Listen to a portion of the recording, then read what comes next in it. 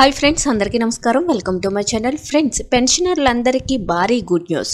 EPFO కీలక నిర్ణయం. వివరాలు వీడియోలో తెలుసుకుందాం. వీడియోని మాత్రం ఎక్కడ స్కిప్ చేయకుండా కంప్లీట్గా చూడండి. వీడియో కనుక మీకు నచ్చినట్లయితే మన ఛానల్ని సబ్స్క్రైబ్ చేసుకోండి. అదేవిధంగా లైక్ చేసినట్లయితే మరింత మందికి సమాచారం చేరుకుంటుంది. ఇంకా లేట్ చేయకుండా వివరాల్లోకి అయితే వెళ్ళిపోతాం. ఉద్యోగ భవిష్య నిధి సంస్థ ఆన్లైన్లో నగదు ఉపసంహరణను మరింత సులభతరం చేసింది.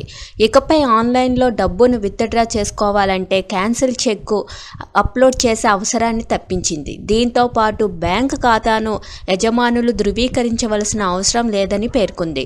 ఈ ఫస్ట్ ట్రాక్ క్లైమ్ సెటిల్మెంట్ ప్రక్రియతో దాదాపు 8 కోట్ల మందికి ప్రయోజనం చేకూరనుంది. ఈ మేరకు కార్మిక మంత్రిత్వ శాఖ గురువారం ఒక ప్రకటన విడుదల చేసింది. ప్రస్తుతం ఉద్యోగులు తమ పీఎఫ్ ఖాతాలో నిధులు ఉపసంహరణ కోసం ఆన్లైన్లో దరఖాస్తు చేయాలంటే యూఏఎన్ లేదా పీఎఫ్ నంబర్తో లింక్ చేసిన బ్యాంక్ పాస్బుక్కు సంబంధించిన చెక్ ఫోటోను అప్లోడ్ చేయాల్సి ఉంటుంది. ఆ తర్వాత దరఖాస్తుదారుని బ్యాంక్ ఖాతా వివరాలు కూడా యజమానులు ఆమోదించాల్సి ఉంటుంది. అంటే ఈ 2 అంచెల వెరిఫికేషన్ పూర్తయిన తర్వాతే నగదు చేతికందేది. ఈ అవసరాన్ని ఈపీఎఫ్ఓ పూర్తిగా తొలగించినట్లు కార్మిక మంత్రిత్వ శాఖ తెలిపింది. క్లైమ్ సెటిల్మెంట్ ప్రక్రియ వేగవంతం చేయడంతో పాటు క్లైమ్ తిరస్కరణల్ని తగ్గించేందుకు ఈ చర్యలు సహాయపడుతుందని పేర్కొంది. వాస్తవానికి కేవైసీ అప్డేట్ చేసిన సభ్యులకు ఈ నిబంధనలను పైలట్ ప్రాజెక్టులో భాగంగా ఇదివరకే తొలగించారు. 2024 మే 28న పైలట్ విధానాన్ని లాంచ్ చేశారు.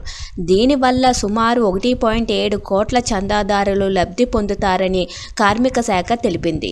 ఇది విజయవంతం కావడంతో సభ్యులందరికీ ఈ సదుపాయం కల్పిస్తున్నట్లు పేర్కొంది. యూఏఎన్తో బ్యాంక్ అకౌంట్ను అనుసంధానం చేసే క్రమంలో వెరిఫికేషన్ ప్రక్రియ జరుగుతుంది. కాబట్టి ఈపీఎఫ్ఓ ఈ అదనపు భారాన్ని తొలగించింది.